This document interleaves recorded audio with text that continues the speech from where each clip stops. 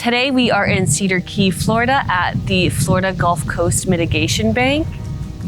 We took the airboat out to some of the islands on our site to do some qualitative monitoring. We do this annually to monitor the site just to make sure everything is going as planned and the enhancements and restoration efforts we've put onto this site are working. This mitigation bank is about 900 acres. It is the only coastal mitigation bank that we have, that we work on. One of the most beautiful sites that we have in our portfolio. So this is a conservation property. It's been in conservation for a long time, probably about 10 or 15 years. This is one of our coastal sites, so it's a lot of salt marsh habitats, and then there's also some uplands mixed in there, so it's just a haven for wildlife. The idea behind these projects is that we're taking properties, and especially properties that are in significant areas or ecologically significant, and we're taking them from a degraded state and we're ecologically enhancing them. These projects are extremely valuable to the region and to the state in general. They provide all kinds of different services like wildlife habitat, water quality enhancement, water attenuation.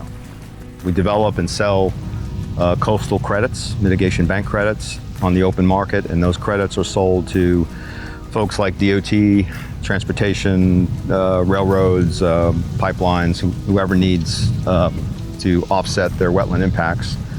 In exchange for that, the mitigation bank is to stay pretty much in a pristine condition. So I'm grateful to have the opportunity today to come out with our environmental team here in Florida, seeing them in action, being out here on the water in the sites. You can see the care and the thoughtfulness that drives them to do this sort of work. This kind of stuff is really important when especially in a state like Florida that's growing so rapidly. There's a lot of development here, so these are sort of considered, the strongholds for, the nature. So all the work that we're doing here now, these are all legacy projects, and they're going to be here forever and can never be developed, and that's pretty cool.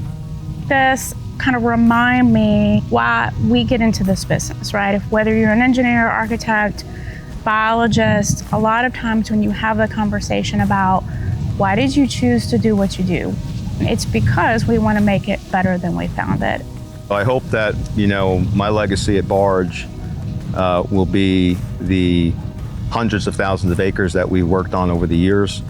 And those acres obviously are all in conservation easement, and they will stay the way they look now forever. That gives me great pride and enthusiasm for the next generation and seeing these special places in Florida that are preserved forever.